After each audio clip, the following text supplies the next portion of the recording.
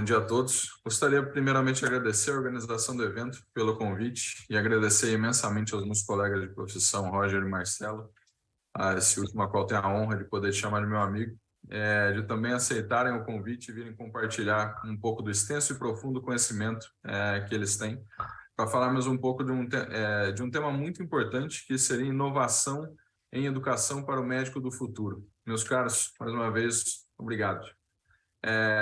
Primeiramente, vou apresentar os meus colegas de mesa. O Dr. Marcelo é neurologista e até o ano passado foi o responsável regional do SOI, de Sistema de Excelência de Neurologia, do América Serviços Médicos, e hoje atua como neurologista do Hospital Samaritano em Higienópolis. E é médico colaborador e responsável pelos treinamentos do protocolo de AVC do HC, no Hospital das Clínicas, da Faculdade de Medicina da USP. Marcelo, mais uma vez, obrigado. Temos também o Dr. Roger Douglas Dias, que vai entrar em alguns minutos. O Dr. Roger é professor assistente e diretor de pesquisa e inovação da Harvard Medical School. Já assisti a diversas palestras do Dr. Roger e vocês, para quem ainda não o conhece, vocês vão ter hoje a honra de ter uma aula realmente desses dois que serão aulas magistrais. Não tenho palavras para descrever a honra de poder dividir a mesa com vocês hoje. Sem mais delongas, vamos começar com você, Dr. Marcelo. Qual que é seu? Muito bom, Tiago.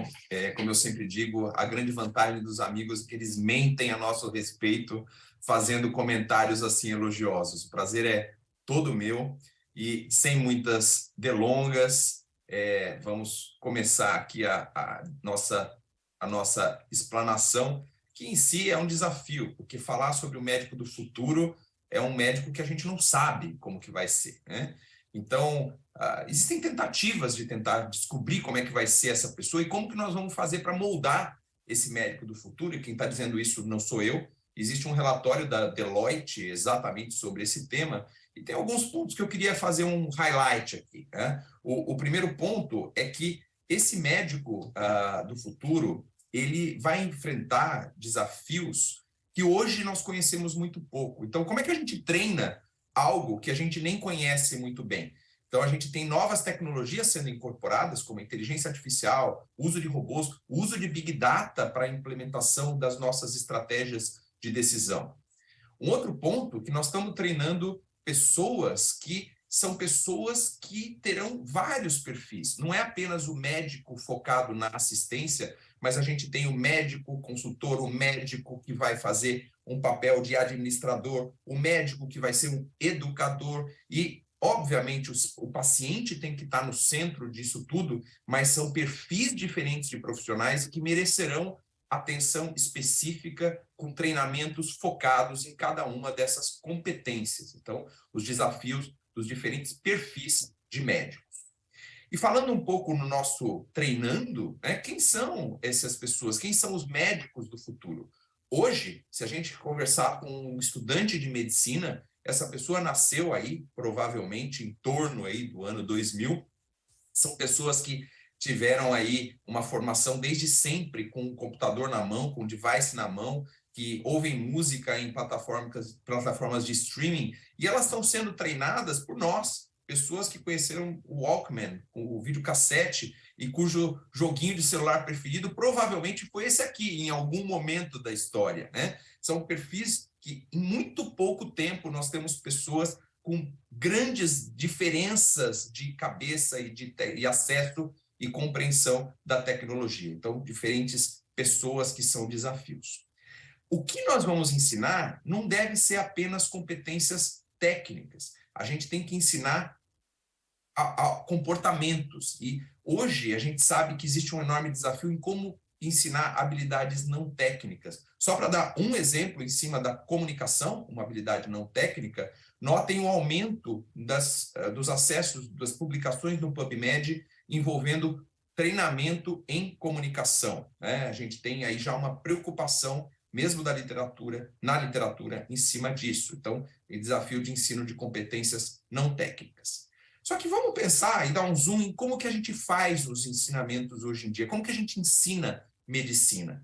A gente tem lá atrás aquele modelo socrático, pequenos grupos, compartilhamento de experiência, discussão, feedback. Em algum momento, esse modelo foi substituído por grandes palestras, em que a gente tem uma personalidade que sabe muito de um determinado assunto e que vai transmitir todo o seu conhecimento numa palestra para pessoas que estão ali passivamente. Esse modelo, as primeiras conferências médicas, elas datam aí do século XIX, mas a gente sabe que esse modelo já é muito mais antigo que isso, que uma figura do século XIV, em que a gente vê lá o professor verticalmente passando o conhecimento para os seus alunos. E notem que lá do alto do púlpito, o professor passa conhecimento para essas pessoas que estão lá prestando atenção, mas tem aquele que está ali, que está conversando, tem o cara que está dormindo, e provavelmente esse cara só não está no WhatsApp porque nós estamos no século XIV, porque hoje essas pessoas estão todas conectadas durante a aula.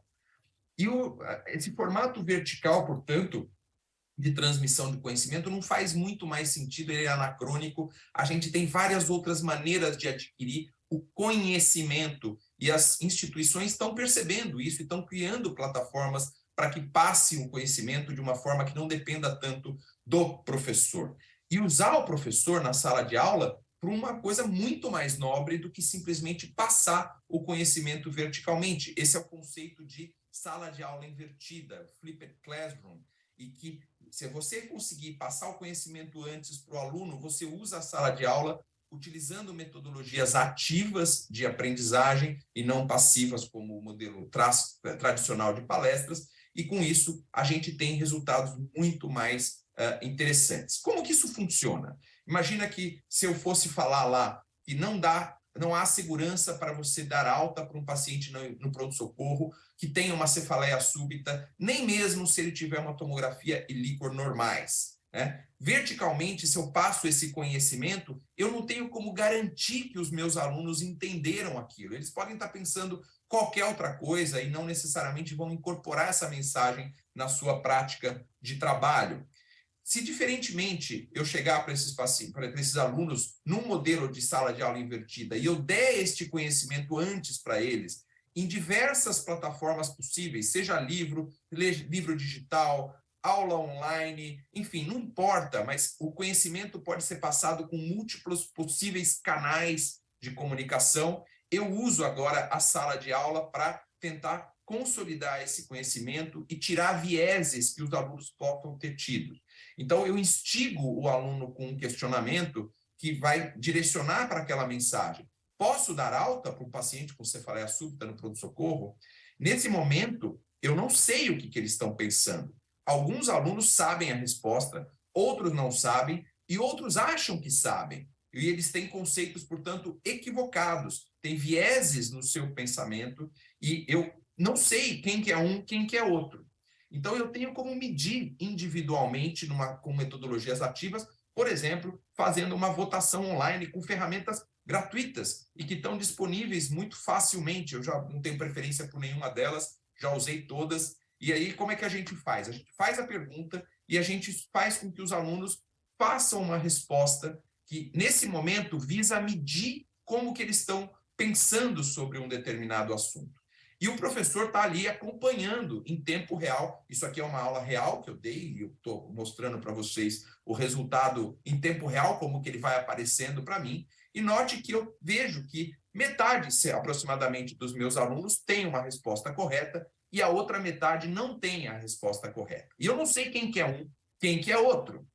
Nesse ponto, eu chego para os alunos e falo, muito bom, converse com alguém do seu lado que tenha um ponto de vista diferente do seu. Eu não estou falando quem é certo, quem é errado. O que eu quero é que uma pessoa confronte o seu ponto de vista com outro. E com isso, o processo do debate ele é mais importante do que estar com a resposta correta em si. Eu instigo, portanto, um momento de discussão entre os alunos, em que eles vão ter pontos de vista diferentes, e a seguir eu faço uma nova votação, e com isso, como o aluno que sabe tem mais chance de convencer aquele que não sabe da resposta correta com os argumentos, eu vejo que tem uma diferença na votação pós-debate. Mas note que, ainda assim, cerca de 14% dos alunos eles tiveram a resposta errada. E aqui eu consigo trabalhar alguns vieses residuais aí do conhecimento. Eu tiro, portanto, aquele modelo vertical e eu passo a ter um modelo de debate em que todo mundo aprende com todo mundo. Isso é o que é chamado de aprendizado por pares. Você aprende com alguém que está no mesmo nível que você. E não fui eu que inventei isso, o pai da Peer Instruction, da aprendizado por pares, é o Eric Mazur, um físico da Harvard. Tem aulas incríveis dele na internet, quem tiver interesse. E tem algumas coisas muito interessantes aqui. Embora o professor ele saiba, sem dúvida, mais do que o aluno, ele está tão distante da dificuldade de alguém no início do aprendizado que ele tem dificuldade de romper essa barreira do beginner, do iniciante. Então, o aprendizado por pares, ele nos dá a possibilidade de você aprender com alguém que tem maior proximidade com as suas próprias limitações. Reduz-se, ou até se elimina o conflito geracional, e o docente fica focado nas lacunas do conhecimento, naqueles 14% que tinham um erro conceitual, e, portanto, ele valoriza o aprendizado através do erro, que é algo que a gente tem uma enorme dificuldade de entender a importância, mas que é algo que já desde muito tempo é valorizado como uma potentíssima ferramenta educacional, desde que num ambiente seguro. Aqui quem fala isso é Gowers, considerado pelos ingleses o maior neurologista que já existiu na humanidade, um sujeito que tem uma série de ensinamentos aí para fazer para a gente. Tá? Um outro ponto importante é a gente discernir entre o que é conhecimento versus o que é competência. Né? Nem sempre o conhecimento se traduz em competência. A competência ela envolve não só o conhecimento, mas habilidades e atitudes aplicadas em momentos corretos. E para fazer esse tipo de treinamento, existem várias estratégias, mas eu particularmente tenho particular gosto e conhecimento, experiência na utilização de simulação realística.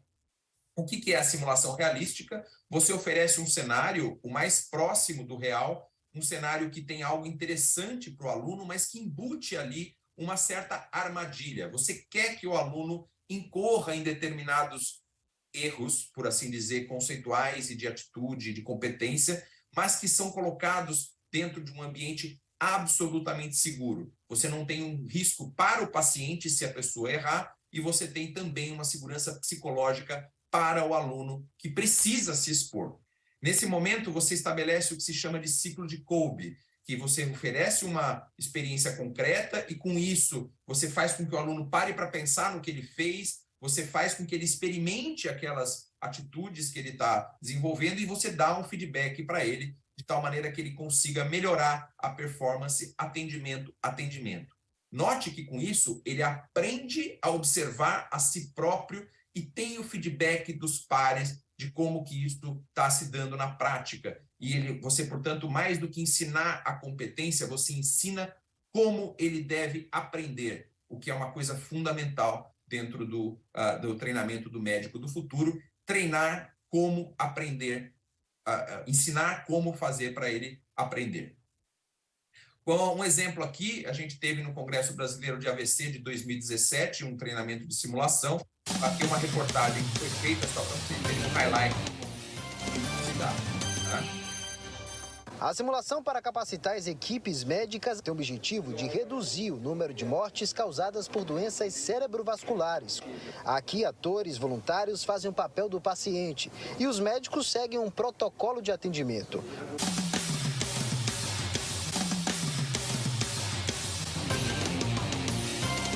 Note aqui no final, a gente está discutindo com aquele pequeno grupo tudo o que aconteceu, a gente dá voz para todo mundo poder falar e você instiga o debate entre eles no que se chama de debriefing. Então, a ideia aqui é você dar um feedback reflexivo sobre tudo o que aconteceu, algo que se aproxima muito daquele modelo inicial socrático que em algum momento da história parece ter sido abandonado como uma importante estratégia aí de treinamento. E a gente pode valorizar também a experiência dos protagonistas, das pessoas que estão sendo atendidas, no caso aqui, o paciente.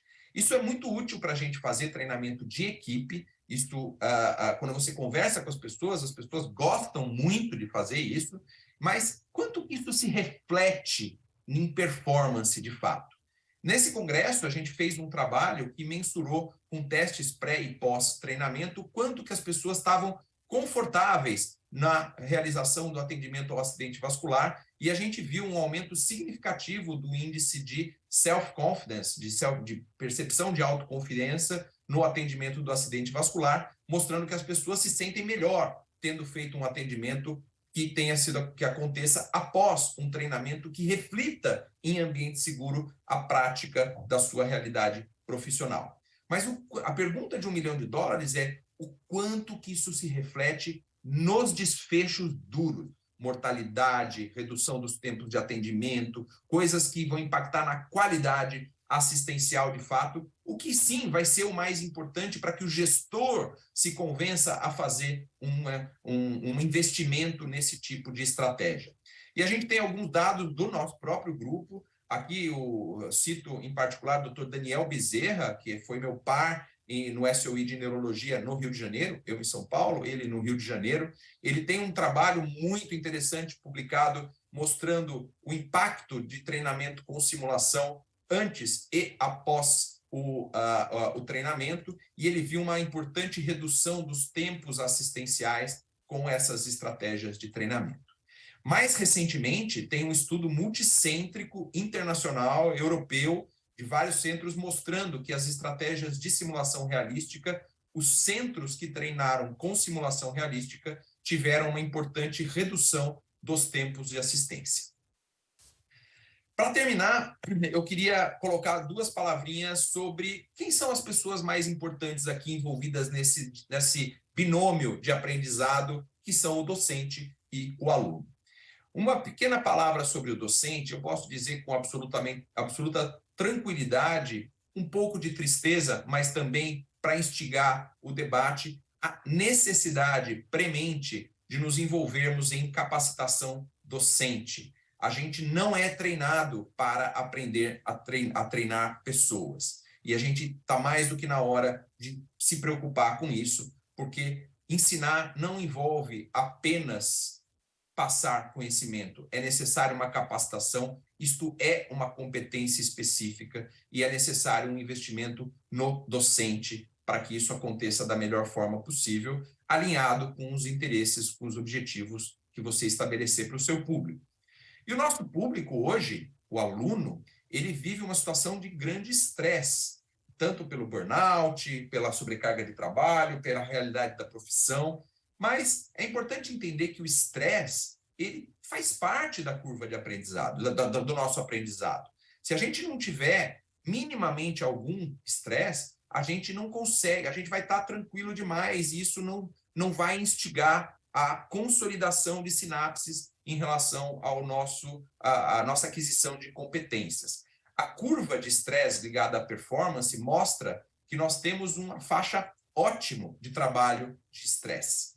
E aí a pergunta que eu deixo no ar para a nossa próxima discussão e para o debate é: e se eu conseguir, dentro do processo de aprendizagem, mensurar individualmente em que pedaço dessa carga de estresse existem biomarcadores de estresse que individualmente vão poder ser medidos para que eu transponha isso para as minhas estratégias educacionais na melhora da performance?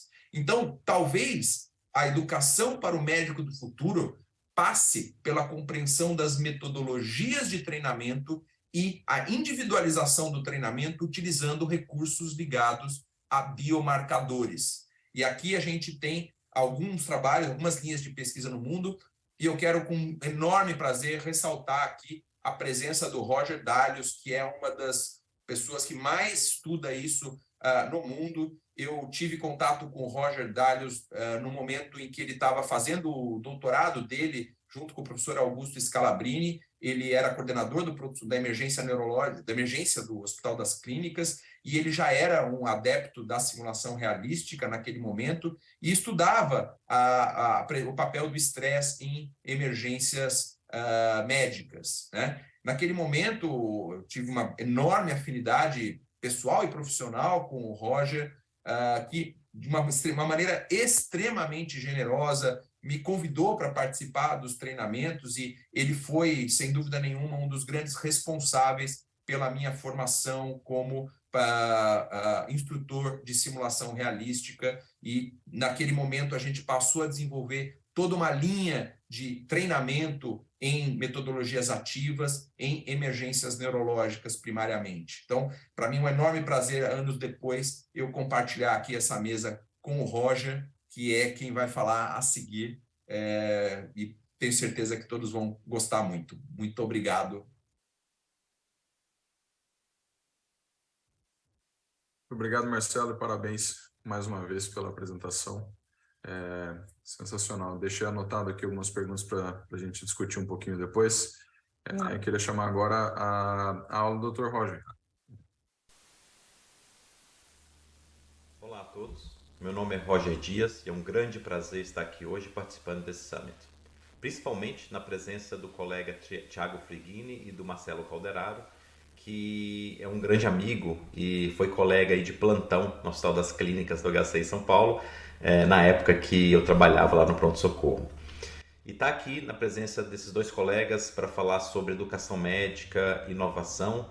É um enorme prazer, é uma área que eu trabalho aí diretamente no laboratório de pesquisa aqui em Harvard, e uma área que eu gosto bastante de debater e discutir, principalmente fazer esse exercício de pensar sobre o futuro e predizer quais são as inovações que vão acontecer aí nos próximos anos na área de educação médica e de medicina, na área da saúde no geral. Bom, o Marcelo Calderaro fez uma brilhante apresentação aí sobre as inovações na área de educação que existem hoje e que já estão sendo usadas em várias partes do mundo, né? O exercício que eu vou fazer vai ser um pouco mais futurístico e de pensar aí nos próximos 3, 5 até 10 anos quais são as inovações, principalmente do ponto de vista de tecnologia, que vão fazer parte da educação do profissional de saúde e também da prática da medicina no dia a dia da saúde. Então, eu vou falar sobre o médico do futuro, né? E é extremamente importante que estamos falando de educação, inovação em educação, mas que nós pensemos qual vai ser a prática do médico do futuro. Porque a educação do médico precisa estar extremamente alinhada com a prática da medicina, né? Eu acho que esse é um dos grandes problemas que nós temos hoje em dia, né? É que a prática da medicina está mudando cada vez mais rapidamente, cada poucos anos, e a educação médica, tanto graduação, pós-graduação, residência e educação continuada, muitas vezes continua a mesma, né? E nós estamos formando um profissional com as habilidades, conhecimentos, atitudes e comportamentos que não são as habilidades, competências que são requeridas, que são necessárias para a prática da medicina no futuro. Então, pensar um pouco e refletir sobre o que vai ser a medicina do amanhã vai nos ajudar a reformular e revolucionar a forma como nós entregamos a educação para médicos e outros profissionais da saúde hoje. Esse exercício, né, de pensar sobre o futuro, o médico do futuro, não é recente, né? Então, o que o Calderaro e o Thiago estamos tentando trazer aqui como reflexão é algo que várias vezes ao longo da história as pessoas tentaram fazer. Então, esse aqui é um artigo, depois tiveram a oportunidade de ler, muito interessante, de 1966, desse cirurgião do Canadá, um artigo, um ponto de vista sobre o médico do futuro. E é interessante ver 60 anos depois, né, quais dessas predições que realmente aconteceram e as que não. E eu posso te dizer que a maioria do que esse cirurgião colocou lá em 1966, que a maioria delas era o impacto da computação, que naquela época nem existia computador pessoal, né? Mas ele conseguiu discutir o impacto que a ciência computacional ia ter na prática da medicina e na educação médica também. E hoje, aí, 60 anos depois, a gente consegue ver que a maioria dessas modificações, dessas integrações e incorporação de tecnologia realmente aconteceram. E aqui a gente está num exercício muito difícil, que é pensar os próximos 60 anos, né? Eu acho que naquela época, em 66, quando você está pensando nos próximos 50, 60 anos, as coisas vão acontecer de maneira bem devagar. Os próximos 50, provavelmente, o que vai acontecer nos próximos 50 anos em medicina, na educação médica, provavelmente vai ser equivalente ao que aconteceu nos próximos 5 a 10 anos atrás, né? Então, a rapidez e a aceleração com que essas mudanças estão acontecendo cada vez mais rápidas, mais aceleradas. Eu vou discutir aqui um pouquinho sobre esse médico do futuro e a inovação em educação através de 4 principais domínios, né? Primeiro, a questão de humanos e máquinas, né? Humanos e sistemas computacionais, que normalmente são vistos aí de maneira contraditória, e eu vou trazer uma visão no qual eu enxergo seres humanos, profissionais de saúde, médicos e máquinas, softwares e sistemas computacionais inteligentes trabalhando juntos para a melhoria da qualidade e segurança do paciente. Discutir um pouquinho o impacto na prática clínica, na educação médica propriamente dita, a parte de avaliação de competências e de ensino, e pesquisa e inovação, que é realmente a força motriz que leva toda a inovação por todos esses outros domínios. Bom, vamos começar aqui então por essa questão de discutir o impacto, principalmente da inteligência artificial, né, os diferentes branches aí da inteligência artificial, a ciência computacional, a ciência computação visual e também o machine learning, o impacto na área da saúde. Claro que existe sempre esse medo, temor, né, e visão de que muitos desses sistemas eles vão substituir os médicos ou algumas tarefas dos médicos. A minha visão é que se isso acontecer, com certeza não vai ser a nossa geração. Eu acho que a área da saúde e a medicina propriamente dita é tão complexa, a tomada de decisão médica, raciocínio clínico, que um ponto no futuro no qual sistemas computacionais, por exemplo, se a gente pensar em cirurgias, né? A gente vai ter um sistema completamente autônomo que consegue fazer uma cirurgia do começo ao fim sem nenhum ser humano. Eu acho que é algo muito, muito para o futuro. A gente está aqui ainda quando a gente pensa nesses 5 estágios aí de automação em cirurgia, né? Então a gente está aqui na cirurgia robótica assistida, algumas pesquisas, inovações na área de autonomia de algumas tarefas dentro da cirurgia, mas até a gente chegar no estágio 5, realmente é algo para mais de 100 anos. Eu acho que o objetivo aqui é discutir os próximos 3, 5, 10, 30 anos da medicina, e eu acho que completa autonomia não é o que vai acontecer nos próximos 50 anos. O que realmente acredito, e é parte das pesquisas que a gente faz aqui, é integrar a inteligência artificial ou a tecnologia computacional para que esses sistemas automatizados e computacionais trabalhem em conjunto, no mesmo time que o ser humano, no mesmo time que os médicos, por exemplo, e os enfermeiros, outros profissionais no setor operatório. Então a gente trabalha muito com esse conceito de AI, em vez de ser Artificial Intelligence, ser Augmented Intelligence, né? Ou também um outro conceito que a gente trabalha é de Cognitive Augmentation, como os sistemas computacionais e inteligência artificial conseguem aumentar a nossa capacidade cognitiva e muitas vezes até emocional e de habilidades não técnicas, trabalho em equipe e tudo mais, de maneira com que nós seres humanos, como profissionais de saúde, desempenhemos a medicina de maneira mais eficiente, com menos erros, maior segurança do paciente, também maior eficiência operacional nos processos do sistema de saúde como um todo, tanto a nível de unidade quanto a nível de sistema e de país. Então a nossa visão é realmente que a tecnologia vai agregar, e quando nós falarmos de trabalho em equipe, a gente vai ter que pensar que esse trabalho em equipe vai envolver o trabalho entre diferentes seres humanos, comunicação entre seres humanos, comunicação interprofissional, mas também a comunicação e coordenação entre seres humanos e seres artificiais que vão ser membros do nosso time. Então nosso time vai ter membros humanos e membros não humanos, como parte, por exemplo, de uma equipe de centro cirúrgico ou numa equipe de pronto-socorro, nos ajudando a cuidar melhor dos nossos pacientes. Bom, a parte clínica, né? A prática clínica, esse aqui, vamos dizer assim, é o padrão, né? Que nós temos quando vamos para a faculdade de medicina, faculdade de enfermagem, para residência, educação continuada, né? De que essa é a prática do médico, né? No entanto, isso não é uma realidade já hoje e não vai ser a cada vez mais para a maior parte dos médicos que estão se formando, né?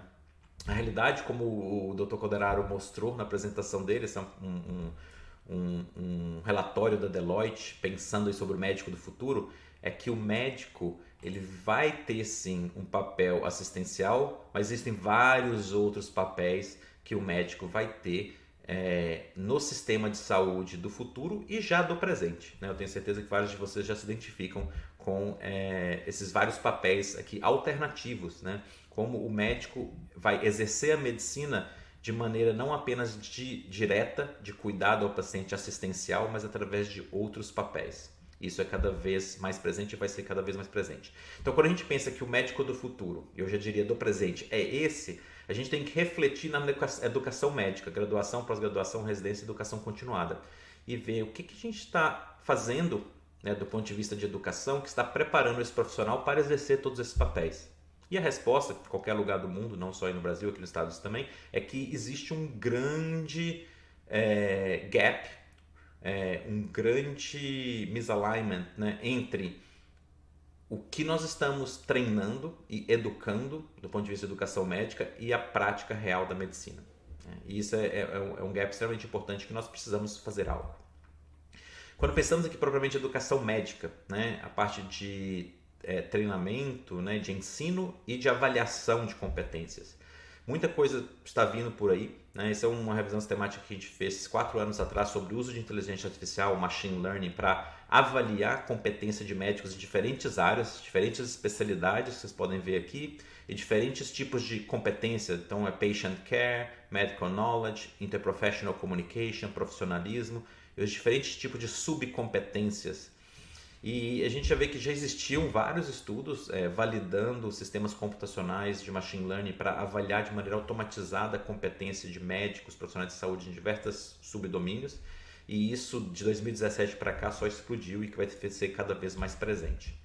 É extremamente importante também, né, o uso de, isso aqui parte de algumas pesquisas que a gente faz aqui, de wearable devices e sensores fisiológicos. Aqui um exemplo para medir uma das habilidades não técnicas do cirurgião, do anestesista no centro cirúrgico, utilizando sensores fisiológicos de variedade de frequência cardíaca, eletroencefalograma e também câmeras que conseguem medir de maneira automatizada padrões de movimento que estão relacionados com determinados tipos de performance. E a gente consegue diferenciar diferentes níveis de performance apenas utilizando esse tipo de tecnologia, que é muito mais objetivo do que, por exemplo, os sistemas de avaliação que temos hoje, que ou é pedir alguém para responder um survey sobre a autoavaliação, ou um expert observar aqueles profissionais e ali dar um score, uma nota. Aqui é um dos exemplos desse experimento que nós fizemos, né, utilizando a visão computacional, que é um tipo de inteligência artificial, para medir padrões de movimento do anestesista e do cirurgião no centro de simulação e relacionar isso com a performance que eles têm. Na parte de ensino, a realidade estendida com certeza vai ser parte cada vez mais do nosso processo de ensino-aprendizagem na área da saúde, em todas as áreas, na verdade, né? Aqui dois exemplos de projetos de realidade estendida que nós fizemos aqui no laboratório, um com a NASA para treinamento de astronautas em medicina de emergência e o outro com o Departamento de Defesa para treinamento militar. Então esse tipo de realidade virtual altamente realístico vai estar cada vez mais presente no nosso dia a dia da educação. Por último, quando a gente fala de pesquisa e inovação, né? Então no nosso laboratório especificamente a gente pesquisa a performance dos profissionais da saúde, medindo isso de maneira automatizada com o uso de tecnologias e também utilizando outras tecnologias e treinamentos para melhoria da performance desses profissionais.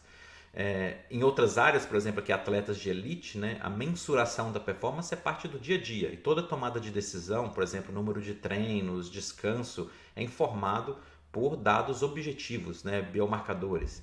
E isso que o Calderaro terminou lá a apresentação, né, em uma das pesquisas que a gente faz aqui, é o desenvolvimento desses digital biomarkers, biomarcadores digitais de estresse, mas também de performance.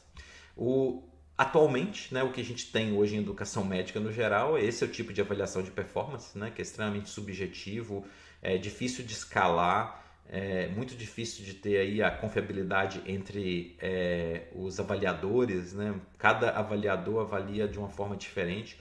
Então, com o uso da tecnologia e da automatização de performance, de avaliação de performance, o que a gente quer realmente é trazer uma medida mais objetiva e mais escalável e mais replicável de medida de performance do que diz respeito à competência do profissional de saúde.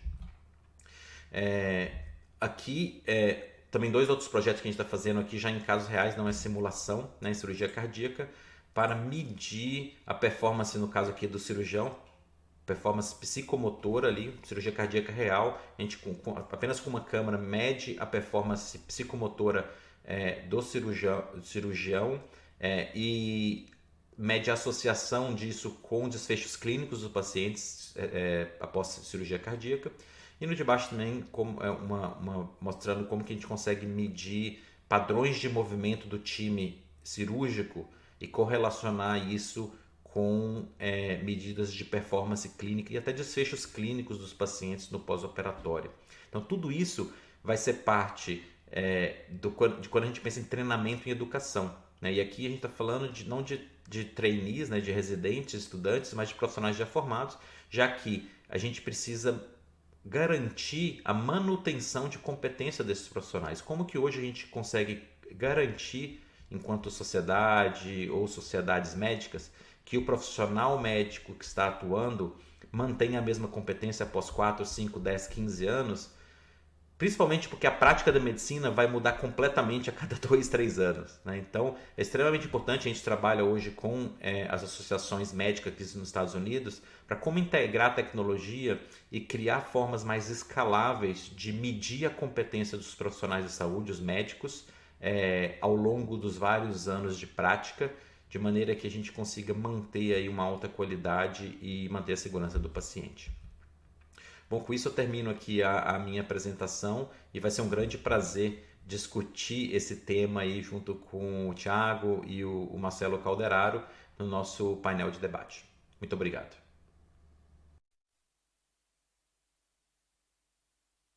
Mais uma vez, obrigado, Roger. Eu queria começar com uma provocação que vocês dois fizeram, né, nas aulas, relacionado a algumas metas e como que a gente mede, né? Então, quero perguntar para vocês como estamos estabelecendo as metas educacionais, medindo performance, mesmo no presente, seja do aluno, seja do docente, né? Levantando um pouco desse ponto que você levantou, Marcelo. A gente está fazendo isso de forma efetiva? A gente está realmente priorizando o que deve ser priorizado? Roger, quer começar? Quer que eu fale alguma coisinha? Pode começar aí, Marcelo, eu complemento. Eu acho, Thiago, isso é, sem dúvida nenhuma, um dos grandes problemas que a gente tem. Assim, a capacitação docente e a mensuração de resultados educacionais definitivamente não está no escopo da maioria mesmo das universidades no ensino médico, e eu vou extrapolar a questão do ensino médico para além da universidade, mas sim também para as instituições, hospitais, corporações, etc. É necessário que a gente tenha, primeiro, um reconhecimento da necessidade dessa mensuração de performance para que a gente tenha condições de, a seguir, estabelecer essas metas educacionais. Logicamente, no final da linha, o que a gente quer não é só que o médico seja mais competente, mas que os desfechos dos pacientes sejam melhores porque esse médico é mais competente. Já existem algumas iniciativas disso no mundo, acho que o Roger vai poder dizer melhor, mas eu quero citar um detalhe assim, que o Roger me contou há algum tempo atrás sobre algumas seguradoras americanas dando desconto para os seguros de malpractice para os médicos que estavam sendo submetidos a um treinamento regular. E com isso, eles sabiam que esses médicos iam errar menos e, portanto, poderiam ter o desconto nos seus seguros. Ou seja, treinamento, o investimento em educação, ele tem um retorno de investimento que lá no final da linha ele acaba se mostrando eficaz. Então, é necessário que a gente consiga pactuar junto com os gestores em educação e os gestores de saúde metas que sejam congruentes e hoje, definitivamente, elas estão muito aquém do necessário para o médico de hoje. Não vou nem dizer para o médico do futuro. Roger. Com certeza. Não, eu acho que, assim, a gente tem muito que fazer ainda nessa parte de avaliação, né? Avaliação de performance, avaliação de competência.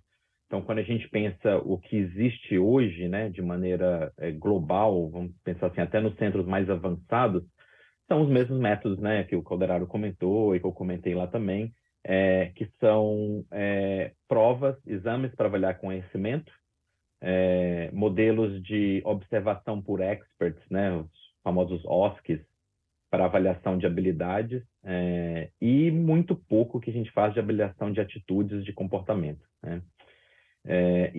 Assim, a gente utiliza esses métodos justamente pela limitação, que a gente não tem ainda, né, métodos mais objetivos, escaláveis de avaliação de performance de competência. Muitas vezes, né, quando a gente pensa assim no ambiente já clínico, a gente mede os desfechos dos pacientes centrado no paciente, e aí a gente infere que é um resultado da performance dos profissionais.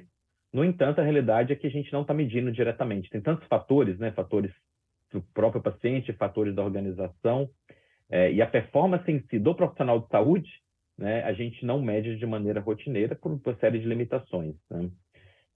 Eu acho que sempre a questão, né, é que assim, existe um custo por trás disso. Acho que o Scoderado também começou a falar não só da parte de avaliação, mas também de treinamento, né? E para todas essas iniciativas existe um custo, e para todo custo a gente tem que pensar qual que é, da onde o dinheiro vai vir para cobrir esse custo, e se a gente está falando de uma instituição com fins lucrativos, e mesmo sem fins lucrativos, mas que tem um resultado no final, qual que é o retorno ao investimento desse custo, né? Eu acho que essa é o grande gap que nós temos hoje na parte de educação médica, treinamento e avaliação, é que, infelizmente, a gente não tem ainda muitos estudos de custo-efetividade e retorno ao investimento, da mesma forma que a gente tem para outras intervenções médicas, né, como medicações e medical devices. Então, acho que esse é um dos grandes gaps que a gente ainda tem que desenvolver na área de educação médica. Muito bom. Isso entra um pouquinho nesse acesso, né, às novas tecnologias, como fica as tecnologias e esses métodos de treinamento que normalmente não são tão acessíveis, né? Acho que realmente essa discussão do retorno do investimento é algo que a gente precisa colocar na mesa, a gente precisa chamar as pessoas que realmente, quem assina o cheque, a pessoa que vai receber esse resultado lá na frente. Acho que é um debate extremamente importante. E puxando um pouco disso, Roger, uma coisa que você falou na sua aula e me chamou bastante atenção foi sobre a prática médica mudar muito rapidamente a cada 2, 3 anos, e assim, muito puxado por essa inovação toda que a gente tem o tempo inteiro mesmo. E é impossível a gente conseguir adequar uma grade curricular num espaço tão curto de tempo, né? Como é que a gente pode fazer para resolver ou tentar amenizar um pouco esse problema, para tentar trazer um pouco mais desse mundo real, um pouco mais dessas práticas mais novas para a graduação e para o médico que realmente está se formando?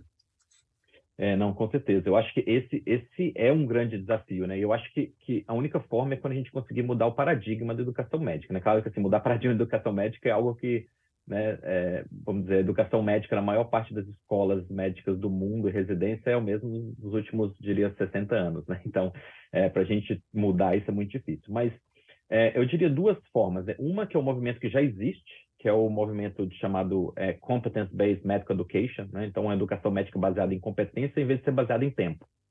Se pensarmos hoje, a faculdade de medicina, a residência é baseada em tempo. Então, a gente assume que o residente que saiu do primeiro ano e foi para o segundo ano tem as competências necessárias para ter um segundo ano, o terceiro ano, até o quarto, até o quinto ano. E a gente assume que depois que você completou 5 anos, todo aquele grupo é competente igualmente. E não é verdade, né? Nem na faculdade de medicina, nem na residência. Então, o Competence-Based Medical Education Framework, né, ele vem para mudar um pouco, em vez de ser baseado em tempo, a gente basear em avaliar as competências, o que é esperado da competência de um aluno no primeiro, segundo, terceiro, quarto, quinto, sexto ano, o que é esperado de um residente de primeiro, segundo, terceiro ano de cirurgia, e o aluno ou residente, ele move aí de um ano para o outro, de um estágio para o outro, baseado nas competências, não baseado no tempo, né? Então, acho que esse é um movimento. Aí vem todo o desafio relacionado a como avaliar a competência de uma maneira que é confiável, né, e escalável. Agora, quando a gente pensa a mudança da prática da medicina, que está acontecendo cada vez mais rápido, né, eu acho que um dos conceitos de framework que a gente tem que entender é o de lifelong learning, né, que o médico, ele vai ser... Não existe isso. O objetivo da faculdade de medicina é formar um médico preparado para ser médico. Não é a realidade, né? Aqui nos Estados Unidos já não é, né? Então, assim, você não é médico quando termina a faculdade de medicina, você está capaz de entrar na residência médica. Você é médico quando você termina a residência médica. Não existe um médico depois da faculdade de medicina antes de residência médica. Aí você é habilitado pelo board e você pratica a sua especialidade.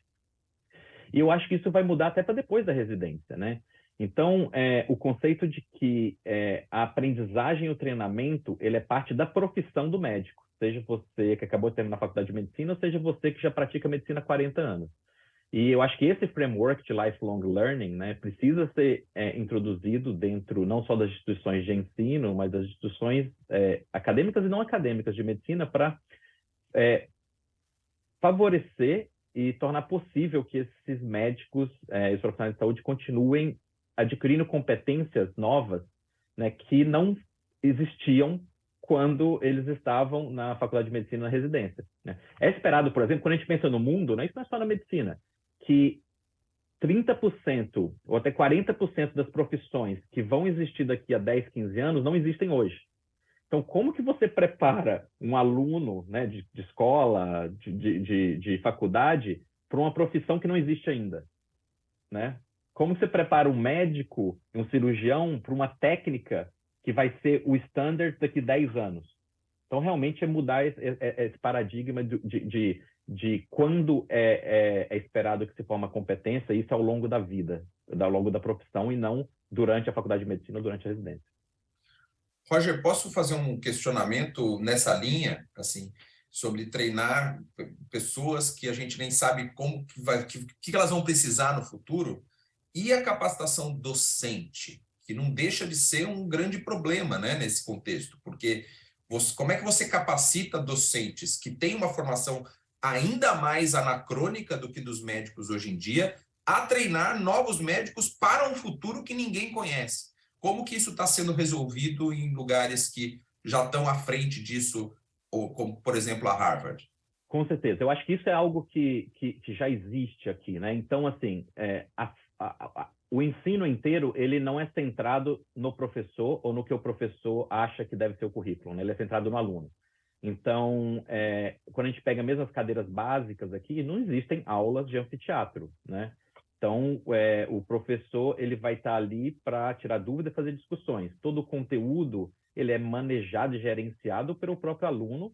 Existem ali, né, lógico, competências, e aqui a gente usa o EPA, né, que é o Entrustable Professional Activities, é o modelo que a gente usa aqui para a faculdade de medicina, e existem formas, né, de medir. Agora, a forma como o aluno vai estudar um determinado específico tópico, se vai ser pelo vídeo do YouTube, ou se vai ser vindo e fazendo perguntas para o professor, estudando com o colega em casa, é decisão de cada um, né? O papel da faculdade de professor está disponível e dá o máximo possível de ferramentas para aquele aluno, que a gente sabe que os alunos vão ter estilos diferentes, né? E preferências diferentes em termos de metodologias.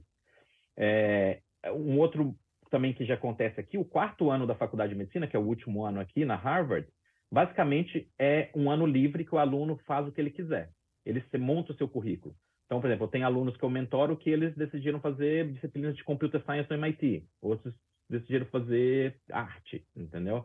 Então, assim, tem uma flexibilidade maior, seria mais ou menos o que seriam as optativas aí, mas, assim, existe uma flexibilidade maior e o papel do professor, do docente, da instituição é realmente criar ferramentas de aprendizagem, em vez de ter todo o conhecimento, né, e fazer aquele ensino mais vertical que a gente está acostumado. Muito bom. Queria puxar um pouquinho para vocês falando de profissões que ainda não existem, de coisas que ainda vão surgir, né? Fiquei pensando aqui, a gente tem recebido, assim, a cada semana, a cada mês, você recebe uma coisa, você vê uma notícia nova de alguma tecnologia que surgiu, de alguma coisa nova que apareceu. Pelo que vocês estão falando, o médico agora, ele tem que aprender a aprender sozinho, né? Vocês estão ensinando ele a criar esse framework de buscar esse conhecimento e não ter mais essa referência lá em cima, lá no púlpito, né, do professor, como única fonte de conhecimento. Então, buscar essas fontes. Mas como é que a gente vai conseguir, como é que essas novas tecnologias são incorporadas? Porque a gente vê também, ainda mais na pandemia agora, veio muita tecnologia do tipo, eu vou medir a frequência cardíaca, vou medir dados de sinais vitais pela câmera. O quanto dessas novas tecnologias são confiáveis?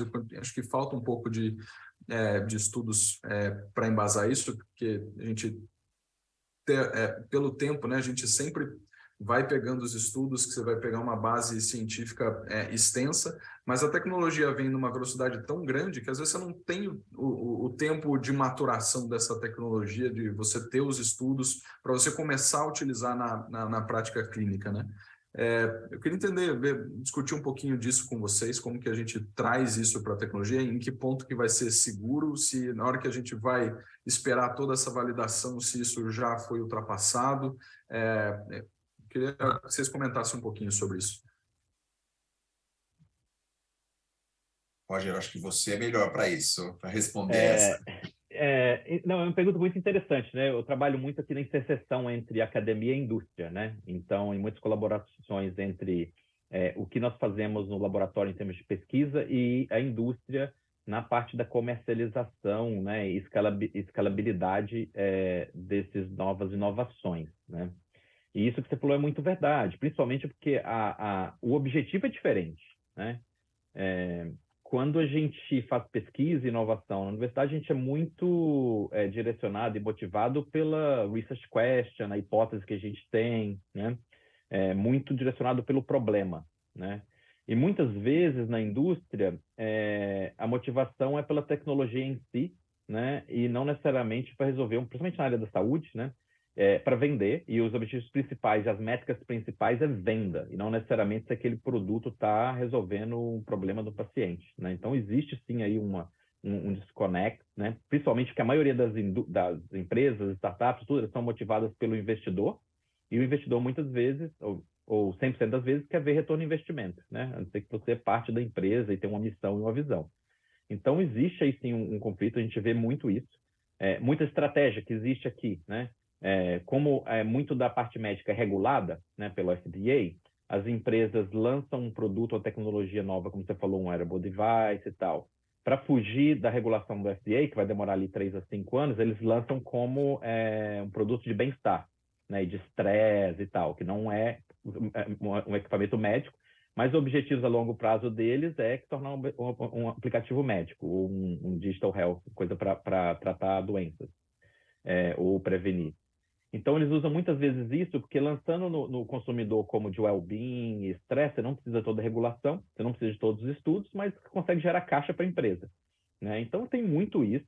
E eu vou te falar que, assim, mesmo aqueles que já estão desde o começo focados em desenvolver um aplicativo ou uma solução tecnológica para a saúde, além de ter a questão de segurança e eficácia, a gente tem um outro problema muito grande, que é a adoção e a aderência dos profissionais de saúde e integração daquela nova tecnologia dentro do fluxo de trabalho clínico, né? Então, eu dou muito exemplo com esse negócio de AI e Machine Learning, né? Então, assim, nos últimos 10 anos tem todo esse boom de AI e Machine Learning. Me diga AI e Machine Learning que tem estudo clinical trial mostrando benefício comparado com o standard e tem sido adotado no sistema de saúde globalmente de maneira escalável, né? Então, são 10, 15 anos de investimento massivo de bilhões e bilhões de dólares, né? Um exemplo é o IBM Watson, né, que basicamente parou de existir, e todas as tentativas de implementação, né, de ajudar na tomada de decisão clínica e oncologia devido à complexidade. Então, assim, o que a gente faz muito no laboratório, quando a gente pensa em tecnologia, não é só a tecnologia em si. Você pode ter algo que é extremamente acurado, por exemplo, em te ajudar no diagnóstico, mas a adoção e a confiabilidade do profissional de saúde é extremamente importante. Muitas tecnologias vão gerar mais disrupção, mais distração e piorar o fluxo de trabalho. Então, uma coisa é a acurácia de algoritmos, a outra coisa é a integração. Por isso que hoje a maioria das pesquisas a gente faz testes de usabilidade de fatores humanos, né? Não existe só desenvolver a tecnologia. Você envolve o expert, o médico que vai usar isso lá na frente, desde o desenho de uma nova tecnologia. Ao invés de ter um monte de engenheiro desenhando, achando que é importante, depois lá na frente tentando enfiar isso dentro de um fluxo de trabalho médico, você traz os experts, os médicos que conhecem o dia a dia da prática da medicina, quando está desenhando, por exemplo, a arquitetura de software, né? E realmente usa um modelo human-centered, que ele fala centrado no ser humano, de desenho e desenvolvimento de software. E esse modelo tem tido mais sucesso do que simplesmente desenvolver tecnologia por si e tentar vender. Muito bom. Roger, uma curiosidade, assim, que a gente está vendo algo que parece uma 2001, uma Odisseia no Espaço, só que lá atrás, né? Agora já até passou 2001. Mas o que você enxerga que poderia, se é que pode, dentro desses biomarcadores, ser utilizado hoje para translar esse conhecimento, da fisiologia do aprendizado, por assim dizer, para a prática do dia a dia, né? Veja, esses wearables que você usa, a gente já conversou sobre isso, são coisas que estão acessíveis, mas o quanto que a gente já pode pensar em incorporar isso dentro de estratégias de vida real, fora de um ambiente puramente de pesquisa? Bom, pensando na parte de ensino, né? Porque a gente também usa muito wearables para o paciente, né? Parte diagnóstica, terapêutica, mas no pensando na parte de treinamento. Ensino e treinamento. né? Então, uma das áreas que a gente usa, principalmente na parte do cognitive load, né? Que seria essa carga de trabalho na nossa memória de trabalho, né? Que já existe aí toda não só uma teoria, mas comprovação de estudos, né? Mostrando que quando o indivíduo, durante o aprendizado, né, está nesse nível de cognitive overload, né? Já que nossa memória de trabalho ela é limitada, independente de quem você seja, a aprendizagem ela é deteriorada, né? Então, uma das coisas que a gente poderia utilizar, não falando que a gente usa ainda, mas uma das coisas que seria mais próxima, é realmente desenhar currículos, quando a gente pensa em simulação, né? Como que você sabe o nível de dificuldade que você coloca num cenário de simulação para aquele grupo? Né? Normalmente é informado a premissa que você tem do que eles já sabem, as habilidades que eles já têm, e você calibra ali a dificuldade do cenário baseado nisso. Mas cada pessoa vai ter um nível diferente. Né? Então, uma das coisas que a gente pensa é, por exemplo, você consegue adaptar, fazer uma aprendizagem adaptativa baseada no nível de cognitive load dos estudantes em tempo real, né, no qual você consegue, principalmente na realidade virtual, algo que a gente está trabalhando aqui, mudar o nível de desafio. Pensa um videogame, né, que em vez da fase 2, 3 e 4 ser mais difícil baseado em quando você passar a fase, o nível de dificuldade da fase é baseado no seu nível de cognitive load medido pela variabilidade de frequência cardíaca. Se está muito fácil, né, a gente não está engajado o suficiente, a gente precisa de um nível ali de estresse para estar engajado. Então, você aumenta o desafio. Está muito, muito difícil, você não vai aprender, você diminui o desafio, o nível de dificuldade daquela tarefa. Então, uma das coisas que a gente está trabalhando aqui é esse sistema de de aprendizagem adaptativa baseado na fisiologia do próprio indivíduo, do próprio estudante. Muito bom. Acho que dá tempo, a gente tem mais 2 minutinhos. Tem mais tempo, uma perguntinha rápida. Um dos pontos que você falou na sua pesquisa, Roger, dos padrões que vocês estão identificando nesses estudos relacionados ao melhor desfecho do paciente, né? O quanto desses padrões que vocês estão identificando, o quanto disso é replicável e ensinável, né? Como que isso... Vocês estão conseguindo identificar, replicar e ensinar? Depende muito do domínio, né?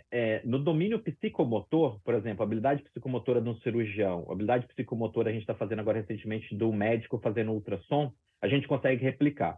Então é muito fácil hoje, a gente acabou de fazer, por exemplo, tem um estudo que colocou um desses sensores que mede a aceleração da cabeça em residentes de vários níveis e um cirurgião fazendo cirurgia laparoscópica. Só com o padrão de movimento que você faz da cabeça, a gente consegue falar que você é um R1, R2, R3 ou um cirurgião formado. Coisa super simples, um aparelho que custa $100. Né? A gente acabou de replicar aqui com ultrassom. A gente fez 3 meses atrás, pegou o pessoal que fez um fellowship de point of care ultrasound e pegou os residentes, tinha acabado de entrar na residência aqui. E o movimento da mão e da cabeça deles fazendo ultrassom. A gente consegue diferenciar bem claramente quem é um residente que acabou de fazer ultrassom, quem já está no meio e quem já é expert, né? Então, existe sim para a parte psicomotora uma transferabilidade, sim, se a gente fizer isso para um trabalhador manual, que não tem nada a ver com medicina, a gente também vai conseguir fazer isso. O marceneiro está começando a aprender, outro que já é expert, né? Porque são coisas psicomotoras que você vai refinando quando você aprende isso, né? O Calderaro, o neurologista, vai saber explicar muito melhor. Então, a gente consegue pegar esses padrões, coisas simples hoje, e consegue replicar. Agora, o que a gente está falando, tá bom, e o que fazer com isso, né? Então, a gente poderia utilizar isso para fazer competence-based. Então, em vez de falar que a pessoa está no R2 porque passou um ano, em vez de, a gente poderia falar, você tem padrão de habilidade de competência de um R2, baseado no seu padrão motor que a gente capturou com a câmera. Tem padrão de R3, tem padrão de R4. Principalmente se a gente começar a correlacionar esses padrões de movimento com o desfecho do paciente, que é o que a gente está fazendo na cirurgia cardíaca. Tem relação entre esse padrão de movimento do cirurgião e o sangramento, ou infecção, ou desfecho lá na cirurgia de revascularização do miocárdio, na UTI, pós-UTI, né? Então, isso que a gente está tentando pegar agora, realmente ter validação com dados clínicos, que eu acho que vai ser o mais importante aí na frente. É tipo um milestone, só que com biomarcadores. Com biomarcadores, nesse caso com câmeras, né? E a gente está pegando outros também com voz e tudo mais para medir comunicação, trabalho em equipe, né? De maneira mais objetiva. Porque daí você tem o mesmo algoritmo, você consegue pôr em qualquer sala operatória do mundo, né? Não precisa ter alguém ali observando e toda a limitação que tem. Mas ainda muito no começo. Tudo isso é bem no começo. A gente está trabalhando agora com a Sociedade Americana de Cirurgia Cardíaca para fazer um piloto e talvez utilizar vídeos de cirurgiões que passam no board, né? Que sabe tem que passar no board, tem que cada 10 anos fazer a manutenção da sua competência, né? Em vez de usar provas e prova oral, que é hoje, basicamente uma prova escrita, uma prova oral, a gente mandar um vídeo de um cirurgião e a gente analisar com esses algoritmos e mostrar que aquela pessoa tem o mesmo nível de competência que precisa. Então, a gente está tentando integrar isso numa prática aqui, que é dos boards, né? Mas ainda tem muito caminho a ser percorrido nessa área. Cara, muito obrigado. A gente acabou estourando um pouquinho o tempo, mas acho que valeu super a pena. Queria agradecer mais uma vez aos meus colegas aqui de mesa por terem passado esse tempo aqui com a gente, dividido esse conhecimento maravilhoso. A gente conseguiria ficar aqui mais muito tempo falando sobre isso. Obrigado, Marcelo. Obrigado, Roger. A saúde também acontece nos bastidores, com melhorias na qualidade do atendimento, investimento em tecnologia e constante capacitação dos profissionais. Somos a Rede Américas e fazemos parte do United Health Group, a maior empresa do setor de saúde do mundo. Atuamos com excelência em diferentes especialidades e regiões do Brasil, através de uma rede integrada de cuidado contínuo com a saúde, que não se limita apenas ao desfecho clínico, mas está apoiada na experiência do paciente, do familiar e dos colaboradores. Oferecemos múltiplas linhas de cuidado: cardiologia, neurologia, oncologia, ortopedia, transplantes, nefrologia, gastroenterologia, materno-fetal infantil, oftalmologia e medicina diagnóstica. Para nós, a saúde é feita por pessoas para pessoas.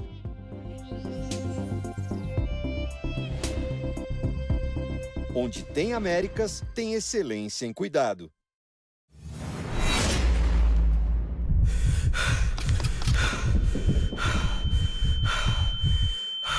Você não me conhece ainda, mas eu tenho grandes metas para você. Eu entendo de esporte.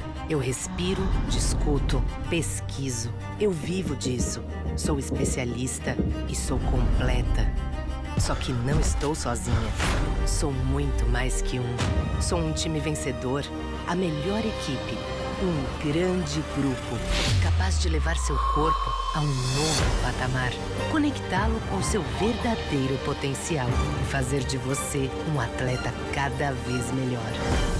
Medicina Esportiva Samaritano. Seu esporte no mais alto nível. At Bristol Myers Squibb, we believe that a single touch has the power to transform, to help make every day better, happier, healthier, starting with a single life, yours.